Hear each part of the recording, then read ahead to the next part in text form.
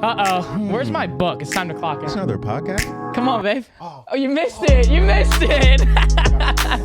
What's up, everybody? It's the All Day Everyday Show. Here's my book with All Day AJ and the homie Manny Ruffin. Yo. You know what it is.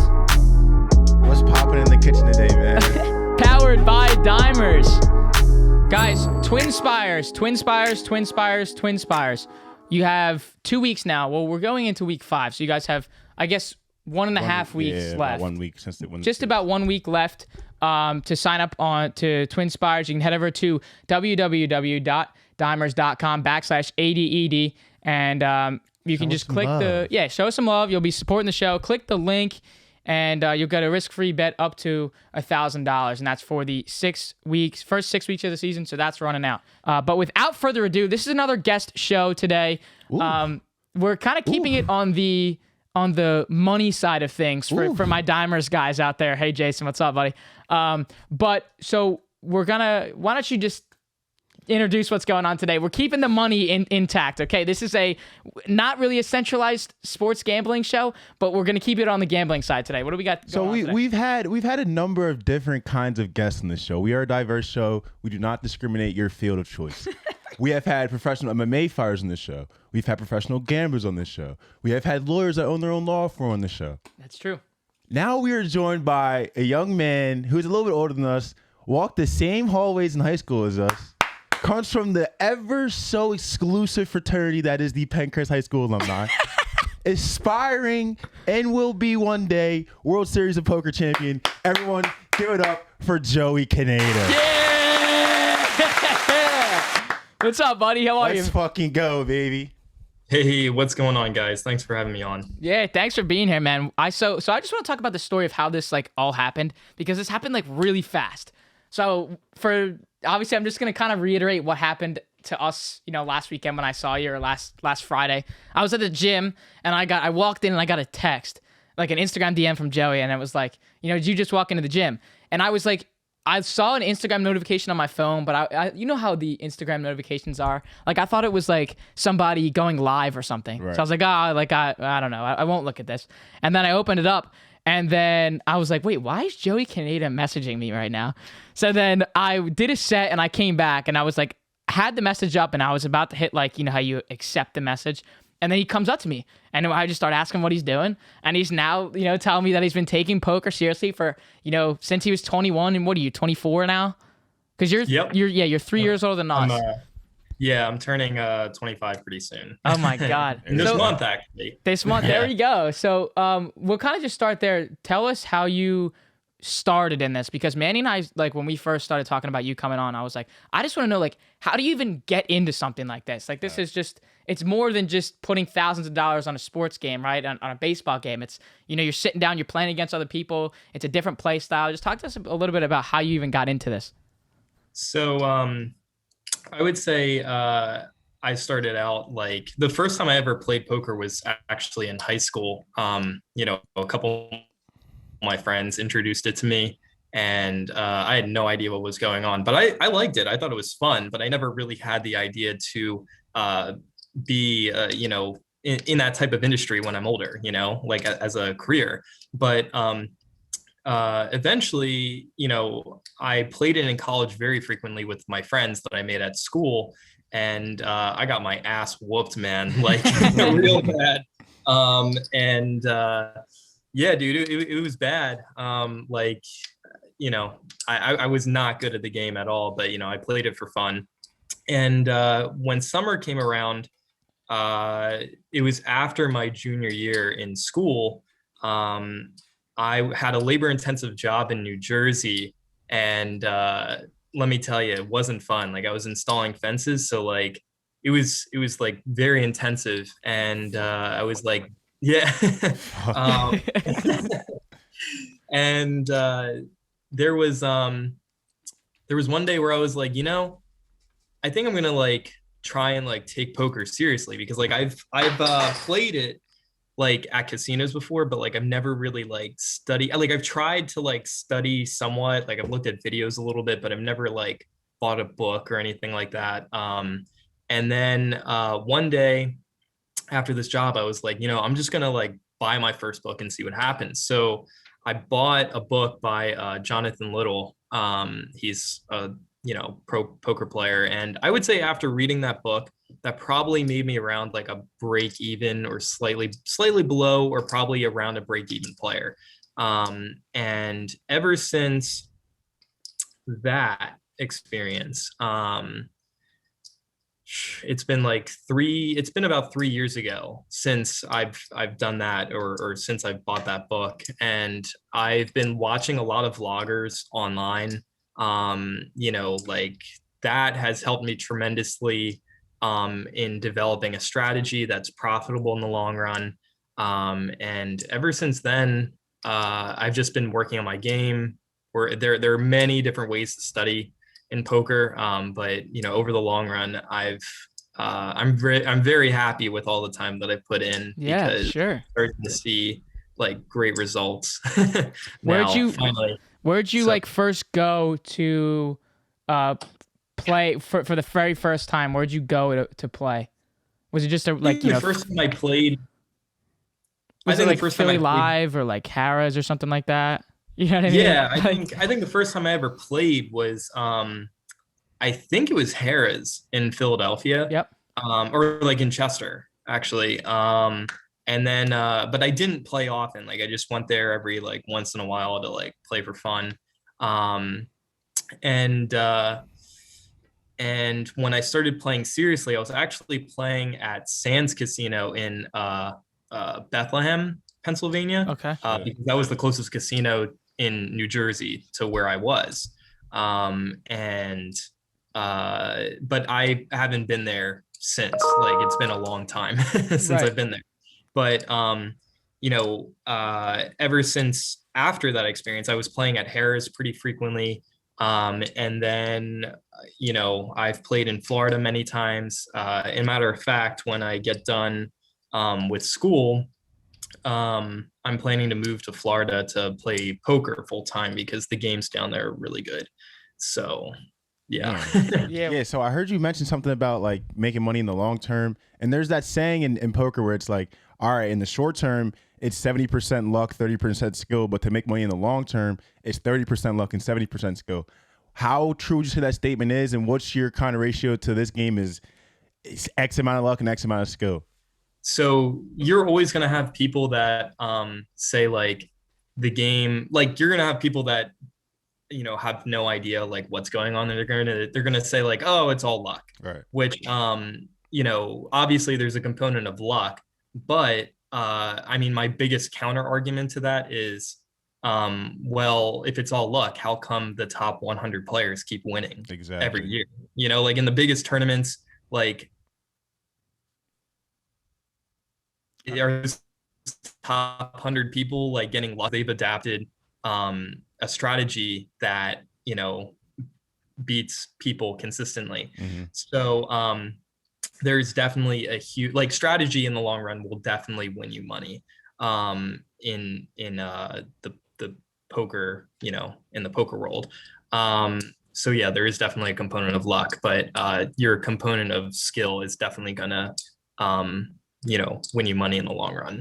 Yeah. Was there like when you talk about like the long run stuff, can you just touch on a little bit about some of those wins that you got that was fulfilling to you, that made you realize like, oh shit, I can actually do this. Like this is something that I can, I can be profitable on this, and I can continue to, take this seriously than going to do my 9-to-5 desk job. Yeah. So like I have like stats, I like log every session that I go and play at a casino. And I was in Florida about a month ago, and my winnings were like quite substantial for for the 2 weeks I was there. I don't want to like get into the details of that. Sure, But, sure. I will like share with you my stats, like so in order to have like the long run when it comes to poker, when it comes to like gathering data, Yeah. that's considered to be around like at least 1,000 hours of gameplay, and I have about 500 hours of data. which is like significant, you know, Yeah, it's, but it's a lot of time. Shit on shit. I mean, like, yeah, like but how like long? How long does a session really be? Like, if I you don't go even to have like a 500 hours played on Apex. if you go to My- like casino or something, like, is it like 2 hours? Do I sit there for 3 hours? Like, my average session is about 4.5 hours. Okay. We're sitting I'd there. say. yeah, we're sitting locked there. in. Sure. But when I get out of school, I wanted to treat it more like a full-time job. And realistically, I mean, like I've sat at a table for 13 or 14 hours straight, which is like a long time. But you know, like I want to treat it like a full-time job and try to realistically try to put in like 6 to 6.5 hours every day. And Yeah. so I work probably Monday through Saturday and try to fit in about 40 hours a week, or maybe just a hair under that, like 30, like 7 or 36. But yeah, so for my overall stats, I make about 74 an hour, which is great. That's insane. and I wish I had my calculator. I want to do the math on that. Like, and so have you guys had any experience playing poker? not No, I know to some like of my your boys that do. extent. Like maybe Yeah. like if like my friends will come over and we'll just do like a $20 to $30 game and whatever. But I've played it So- and I sit there and I'm like, there's no way that strategically I could be like good at this game, because a lot of people are like, oh yeah, like you can't go sit at a casino and play blackjack and be like, yeah, I'm really good at blackjack. Right. You can go and sit at a poker table and be like, I'm either good or I'm bad at poker. And like, that's just how it goes. Like, you're allowed to say, just because of how the game works and the skill and the bluffing and the strategy, you can say I'm either good or I'm either bad at poker. Mm-hmm. I think everyone is like starts off bad in poker because like, the natural tendency in human nature is like just to like preserve your stack and to play very conservatively. But that's actually not a good strategy in poker. So to give you an idea of what or like where the money comes from in poker, is very similar to playing rock, paper, scissors, shoot. So or like adopting a strategy that's winning in the long run is kind of similar to playing rock, paper, scissors, shoot. So in poker, we have this thing called GTO, which stands for Game Theory Optimal. And to play a Game Theory Optimal strategy, all that means is that you're playing a strategy such that your opponent cannot develop a counter strategy to exploit you. So what exactly does that mean? So for example, if Alex and I were going to play rock, paper, scissors, shoot, right? What would be a bad strategy? Like, tell me a really bad strategy. Like, Just use paper every time. yeah. Yeah. And why is that a bad strategy? You're fucking with your probabilities. Yeah. Let's go. Yeah. I'm answering Yeah, questions right I in mean, class, like baby. basically. So that's bad because then I'll recognize that you're playing paper every time, and in response, I'll adjust and play scissors every time. So that is not the strategy that you chose is not a GTO strategy because I can exploit you. I can develop a counter strategy to make money off of you. So what would be a really good strategy in rock, paper, scissors, shoot? Probably just to go like switch off every time. Maybe you go like rock once, and then Yeah. you kind of see how the other guys play, and then maybe throw paper the next, and then go back to rock.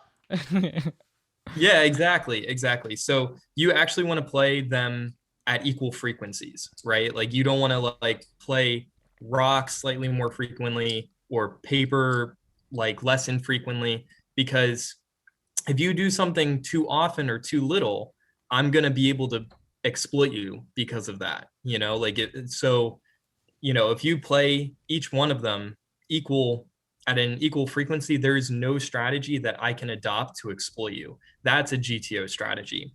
So in poker, it's very similar.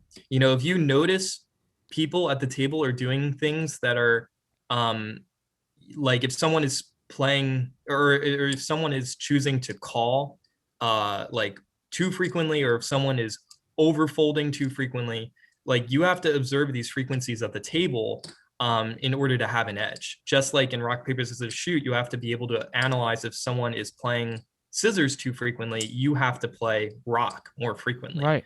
And that will earn you money in the long run by exploiting their tendencies.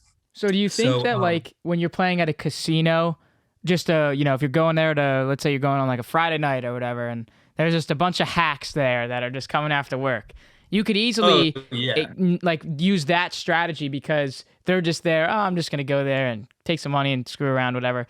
But do you think that's like the easiest way to do it versus like tournament style, professional style, where everybody knows that I'm trying to read you at the table and how you're playing the game? Yeah. So I would say if you were to play in a cash game and during the weekends, your win rate is going to improve because you're going to have people that are doing things that are not it's nowhere close, or that are farther away to a game theory optimal play. They're going to be doing things that are causing them to gamble, to make fundamental mistakes, and you're able to exploit that a lot at the table. I personally try to stay away from tournaments because one, it's slightly a different strategy, and two, the variance is a lot higher.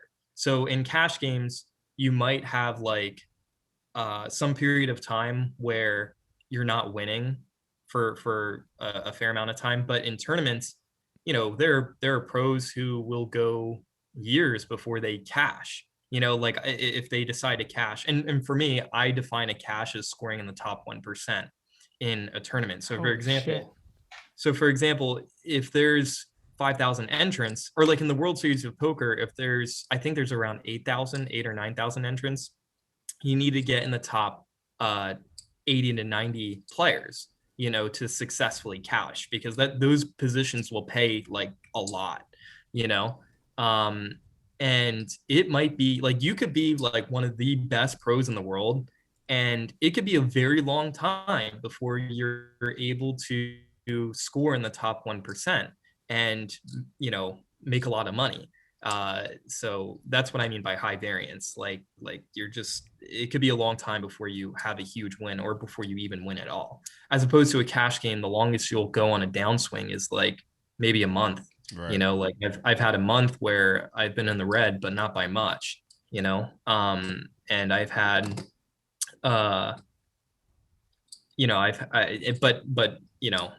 it's just much easier to make money from cash games, in my opinion. So, and a big thing to talk about in poker that people don't realize is this thing called the rake, which is what the casino takes out. So in a cash game, the rake is about 5%, as opposed to a tournament.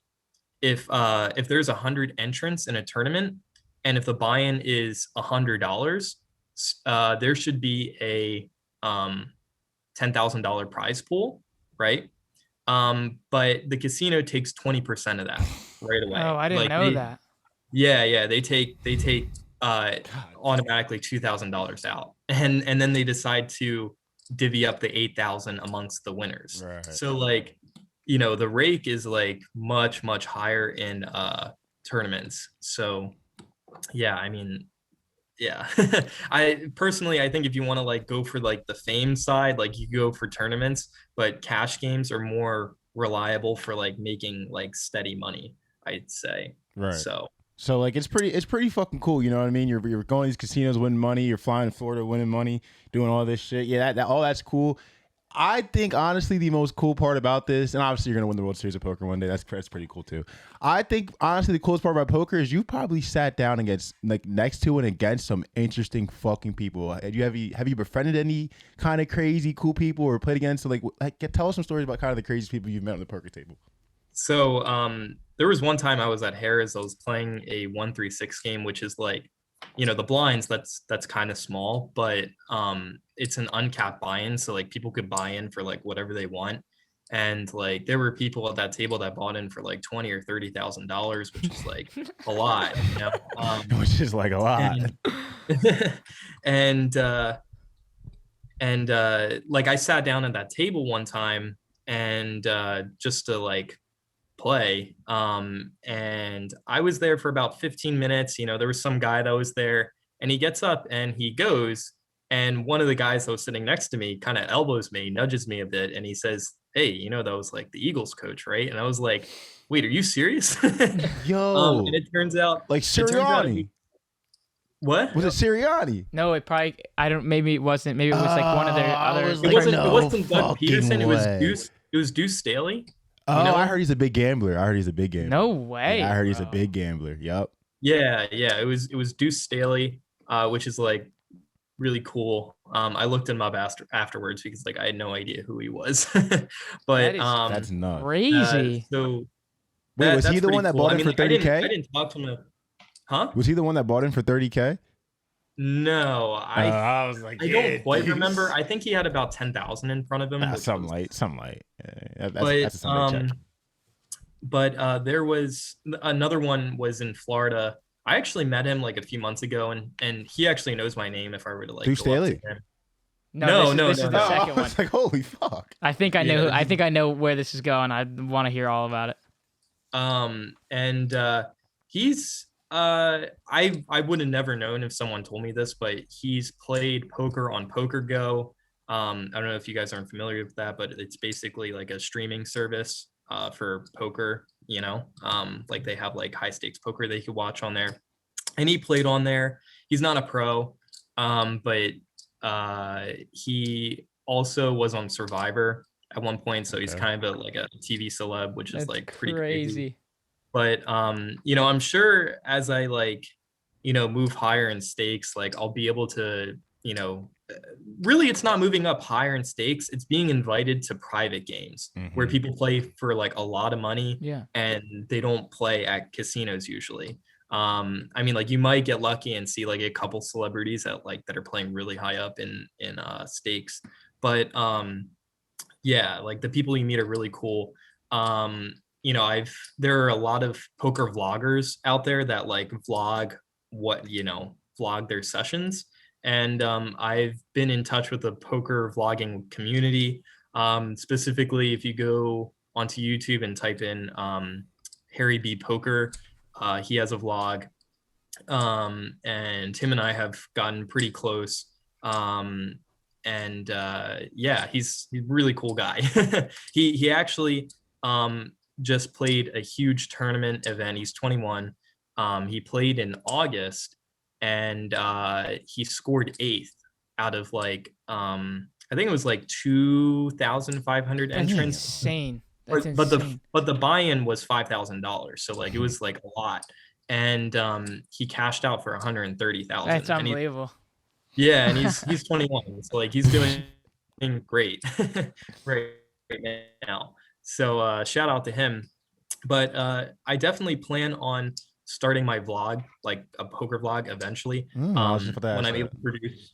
Huh? I was really just about to ask that. It's funny because I was gonna say like, yeah, so you're talking about these guys in poker that do these vlogs, and it reminds me of like the bodybuilding scene because you either kind of hit or miss with bodybuilding. You either make a lot of money and win tournaments, or you kind of in the middle of the way. So some people go to making content to like, yo, this is where I can get my consistent stream of income, and I can use it to fund my bodybuilding dream. I was thinking like in the same thing kind of in poker where it's like, all right, well, I can lose a shit ton of money, and like sometimes I don't know if I have a consistent stream of income, so let me make content to have my consistent stream to back my bets. Is that something you're looking to do, or you're thinking like, I can just rake off of these corporate schmucks that's walking the live on Wednesdays, or I gotta make my content? The Like, corporate schmucks.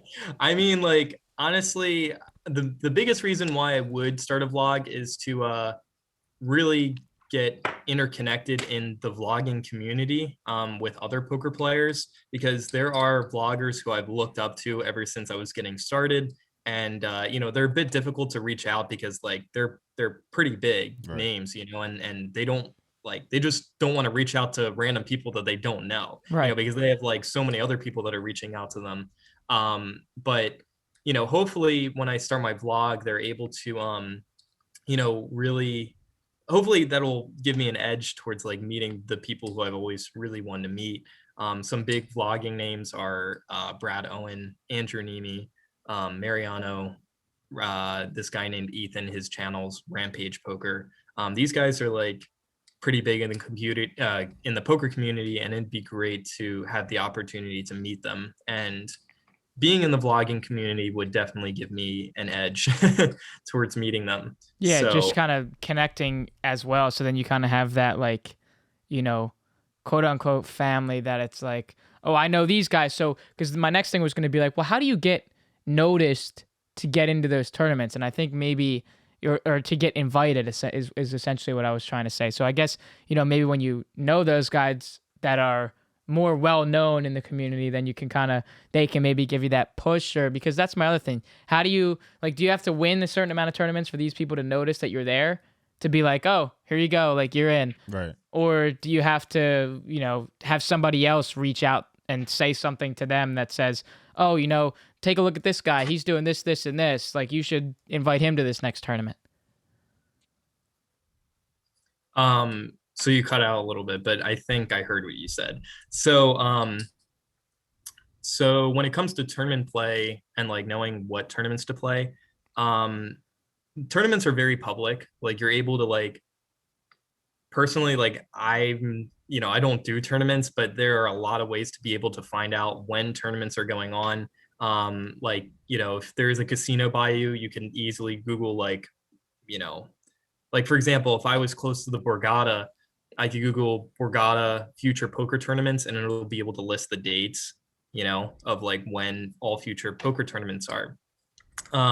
However, like, if you're really well, like, interconnected amongst the poker community, or like just not really in the poker community, but just like well known, it's very easy to like get contacts with other people. So if you're very well interconnected, it would be really important for you to get in a great cash game. And what makes a great cash game good is having players that don't play professionally, right? Like, if you're a pro, you don't want to be playing against other pros, because your edge isn't going to be as significant, or maybe your edge isn't even there because the pros are better than you, so you're actually going to be losing money in the long run against them. But,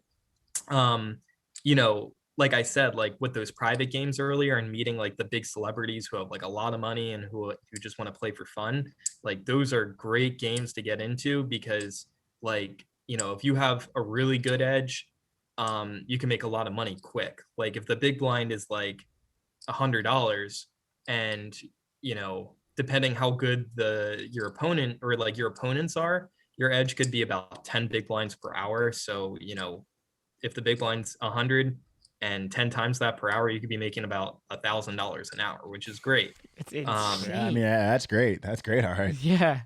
Yeah. But, so that's another reason to get well connected into the poker community, because you could, it's easier to like just get interconnected with cash games that are like very lucrative and stuff like that. Personally, like, I would just want to get connected with the poker community, just because like I want to meet the people I've always wanted to meet. Sure. Yeah. So I would say, like, without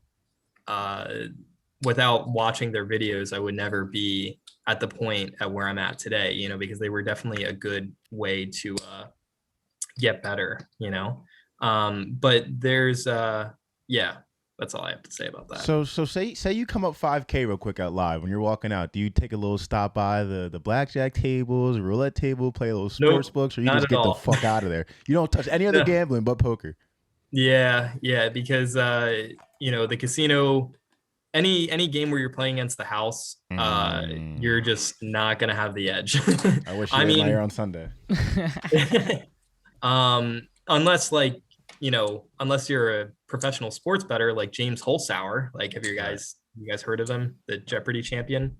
No, I haven't, but it sounds like that's another guy that I need to get in my contact list. Real quick. Yeah, he's like an actual, like, he was like the guy that competed with Ken Jennings with, like, breaking his record on Jeopardy. He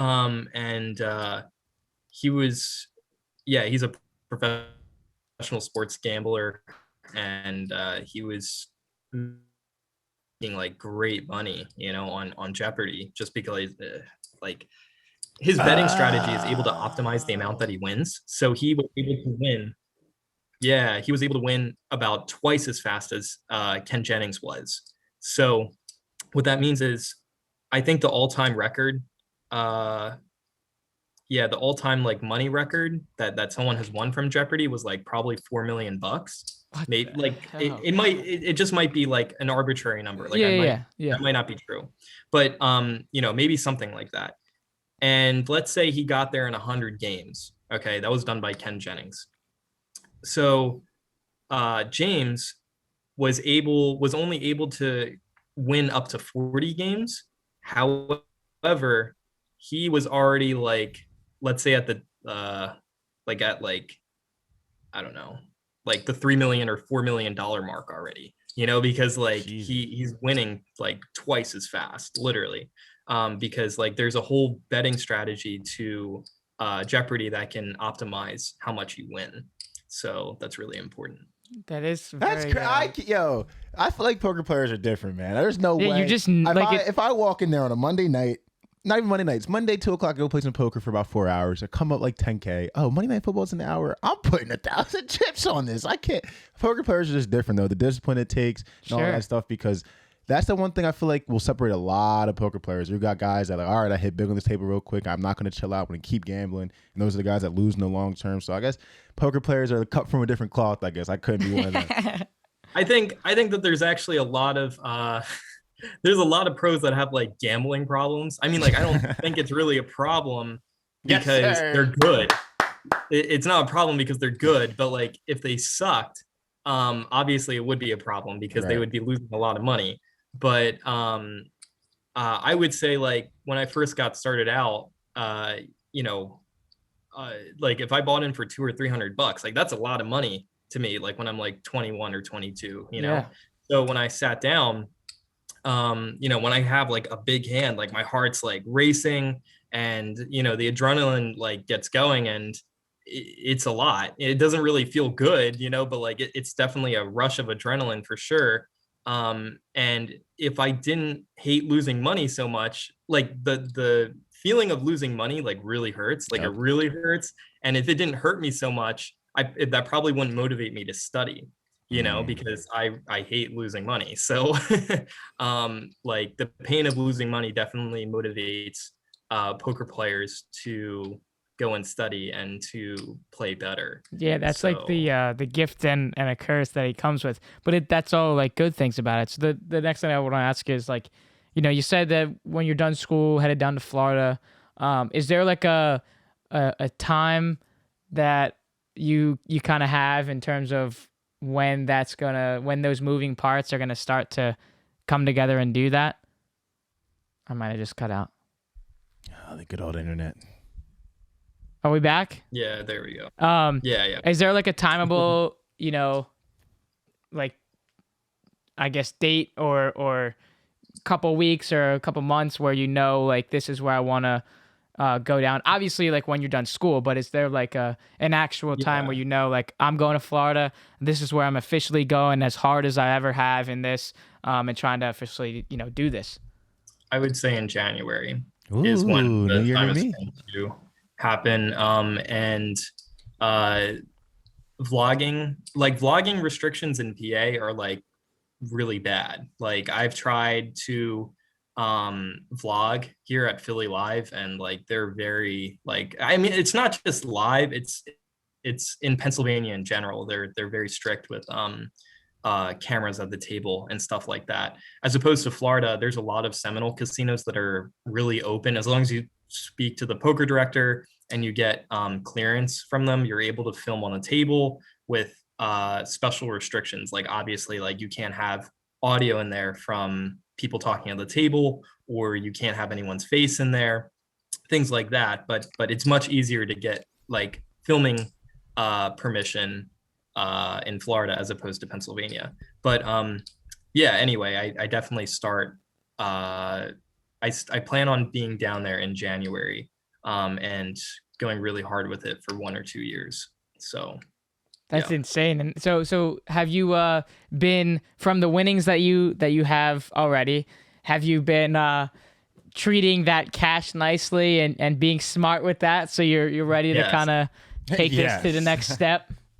Yeah. So like, I'm not really a big spender. I do not like to like live the lavish lifestyle per se.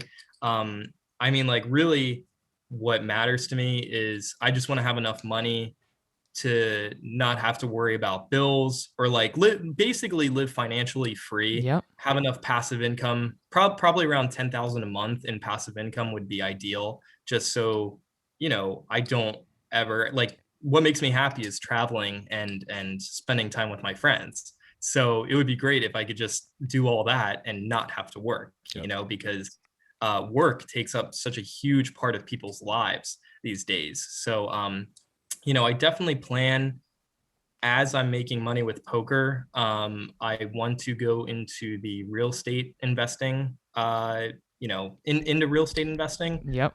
because that's, if you know what you're doing there, that's very lucrative. And that's actually the most popular profession for millionaires in the United States is like some form of real estate investing.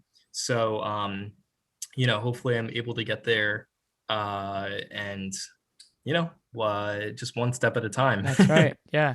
Have you So had like people from Pencrest or people from the area see what you're doing and be like, dude, what the hell are you doing? Like, what is this? Like, have you had those conversations with people before? Or because I was talking to my brother about this before we started recording with you, and he was like, "Oh yeah, like I know exactly what he's doing. Like I've seen on his Instagram stories that the chips. Like it looks like he's just balling it." So, do you have any of those like conversations where people from I guess I should say quote unquote the past that are Right. like, "Dude, what are you doing? Like what is this?" yeah, so I mean like anyone who I come in contact with the past that's like, hey, like what are you up to? Sometimes I'm a little hesitant to explain what I'm doing Yeah. because there's like definitely a negative connotation that comes with or a negative stigma that comes to gambling for a living essentially, but in my eyes it's not really gambling if the edge is in your favor. Like you could say the house and the players are gambling, but the house isn't really gambling because they're making money in the long run, Right. you know? You're So playing like, against other people versus the house. yeah, exactly. And it's not gambling as long as the people that you're playing with are worse than you, because really in the long run, like you will be winning. Um, and people from the past, I definitely have like my close friends from high school. They're all getting very involved in like their job life and stuff. So it's like hard to keep in touch with them. But my friends from school, I call them every day and they're very supportive. Especially, I mean, like in the beginning, they were a little skeptical, especially the ones that were kicking my ass in college, and taking my lunch money. So you want to be a fucking professional? This guy. I should be a professional. You know what I mean? Yeah, they were all shitting on me. I was like, I think I want to do this, like kind of joking, but like not at the same time. And they Yeah. were like, no, come on, like you can't do that. Like they were like, you don't even realize how much studying like it's gonna take to be really good. And they were right. Like I didn't really understand how much studying it took, but eventually, like, you know, I just really put my heart into it. And finally, the results will speak for themselves eventually. Yes, they will, So man. yeah. What was it like? You said like the friends that were kind of giving you that doubt. What was it like with the old folks though? I feel like that's even worse. Like you go in one day and like, hey, mom, dad, listen, I just won 15K from Philly Live. I'm going again tomorrow, and I'm probably going after that, and I'm probably not going to work a job. I'm probably just going to do this. Like, what was that conversation like? Was that a little rocky? Were they supportive? With my parents, yeah. So like my mom and my dad were both very against it. Sure. I mean, like Yeah, that's and believable. Yeah. yeah, that's totally fine. Like if I had a kid that told me that, I wouldn't be about it. And um, I mean, like it depends. If they wanted to pursue poker, that's fine because I could get them there. But if I had no poker background, and let's say I went like the normal like job route where I got like a corporate job or something, and they told me that type of info, I'd be like, you're nuts, Right. like Right. don't get that. One, because like I'm totally ignorant to the fact that it's actually a winnable game. But you're gambling for a living. So Right. Right. but yeah, anyway, for my mom, um, she was not against it. I mean, she was against it, but now she is not really against it because I've been able to help her out financially quite a few times. So I think after that happened, like she realizes that I'm able to like make a lot of money with it. And my dad, on the other hand, I think he will never think it's a good idea until he sees me making, like he's been aware of like how much I've been winning, and he's still just like no, you know. Yep. But I think he would be less against it. Like if I were to do this for like 3 or 4 more years, and if I worked up a couple $1 million bankroll, I think that would be sufficient evidence for him to look at that and be like, okay, well, if this is what's been happening over the course of 5 years, you know, like it's very hard for someone to get lucky for 5 years straight, Right. Yeah. and build something up from like $200 all the way up to like a few million. You know? Yeah. The stats So- don't lie. You know. A World Series So, of poker ring on your finger too. Slap that bitch on the table like, yeah, here's that. That's what I did. Yeah. The last thing I'll ask you, before we let you go is so I know like when I watch like the World Poker Tour or like World Series of Poker on TV, I see how like they're doing all those tricks with the chips and they're like flipping them around in their hands and stuff like that.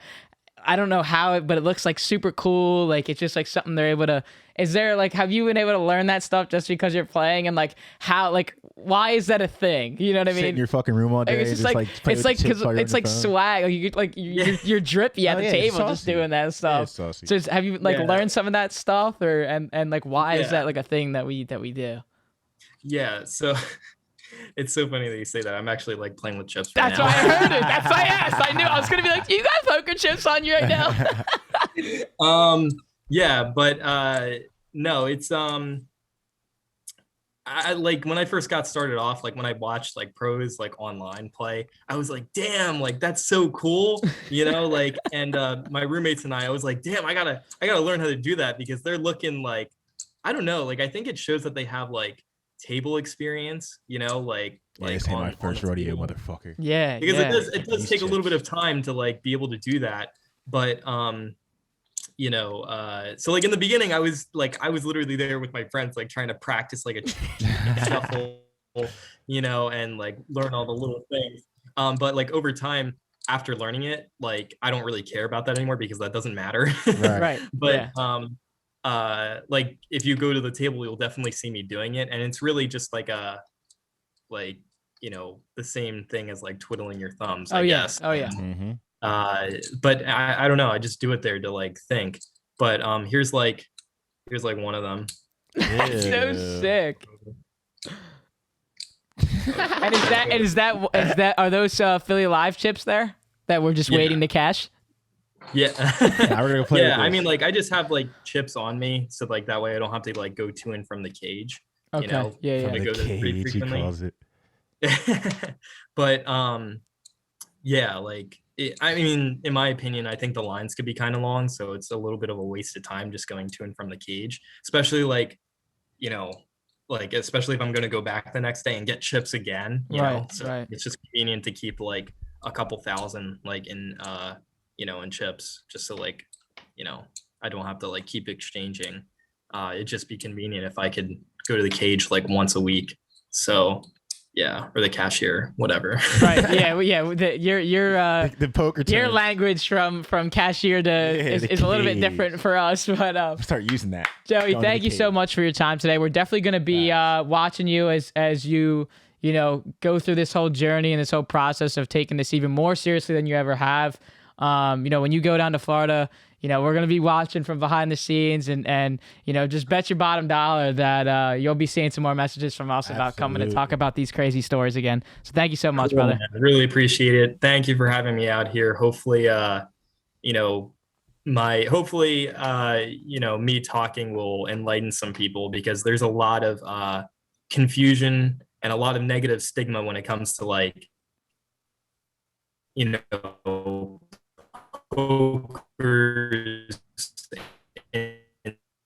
or are poker players, one listening to this, it might clear something up. So, but anyway, yeah, thank you so much for having me on here. Yeah, Yes, no sir. problem. Thank you. Take care, See you Joey. guys. Thank All right, you. Damn, that was fucking good. That was insane. That was bro. good, bro. That was good. It's just that we got interneted sometimes. Yeah, there was a couple We're times, guys. We're getting thanks for- interneted. Yeah, thanks for sticking around for this one. We did have some technical difficulties here, but again, this is just the internet world that we live in. It's cool that we're able to just find some people like this that we can just call in. So, we obviously appreciate you guys for sticking around for that. But this was a great interview for us. It happened so fast. I mean, I saw this guy Friday, and we just discussed what this meant for us, and obviously what his story was. So it was easy to say, you come talk to us, and this is going to be great for obviously how our dynamic of the show has really turned over the past couple of months. So it's still on the gambling side, and I'm sure a lot of these people that are tuning in here for gambling will be like, damn, this is not thrown $5K on the Yankees tonight, as I'm wearing my jersey. This is me going to play strategically at the casino, at the table. So it's definitely something that we're going to be keeping an eye on, because you never know. You hear a lot of those crazy stories. And when Manny and I first talked about having Joey on, it was like, guys like that have so many cool stories about, who they met at the table, or how much money they had to throw down to buy in, or how you learned about. So just to keep in touch with him and his journey throughout this is going to be crazy, because, when he, like he said, Florida is there to go do vlog and stuff like that. That's going to be the space for him to go really do this even more than what he is now. So just to kind of see him take off, and obviously to get him back on here is going to be super cool. Nice. So thanks for you guys for tuning in for this one. This is a little bit of a different one, but super cool. So you can check out all the updates on this one coming out. We're going to have some clips about this one. All the strategic stuff that Joey was talking about. It kind of sounded like we learned a lot. We learned a lot from all these ones where Cap's sitting here talking about his strategies and betting.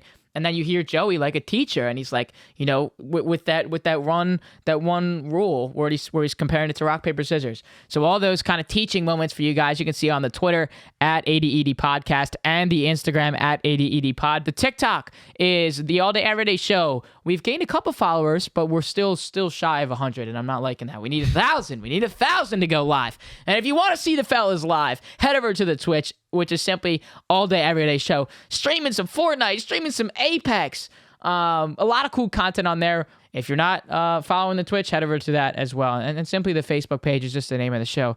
This was a super cool episode. I don't know what you think about just, as we kind of closing out here. What do you think? Just because it's not somebody like we get guys on here that are, 5, 6, 7,000 followers. This is a guy that doesn't have that. We went to high school with this kid. But it's a crazy story. So, I don't know. Did you think that was... Nah, it was cool just to have... It was a change of pace. You know what I mean? There was way more strategy behind it. Obviously, Kenny comes in, breaks on the analytics. And yeah, sure. But, this was different. We got GTOs and FOs. Yeah, that was the one. Yeah. Shit. It was different ones. It was cool. I think a lot of people... A lot of people, I feel like, are going to watch this and be like, fuck, I might just play some online poker and just see what happens, see if I can get good. I might fucking do it low-key, because going there and playing blackjack isn't the move. I might need some more that's the best thing to think about, too. It was a cool change of pace, something for a lot of people to watch if they're just interested in poker and never really knew the ins and outs of it. Even seeing someone like that, these are the people that run the poker tables. It's not like... you can tell he's smart as hell. Calculated as fuck. You can just tell. How, if I'm sitting next to a guy at the poker table that looks like that, I'm probably in some fucking trouble. Is it too late to get out? Yeah. Can I leave this table? But it's definitely something to take note of. And I think that the moral of this story is obviously, somebody that's literally doing it from the bottom.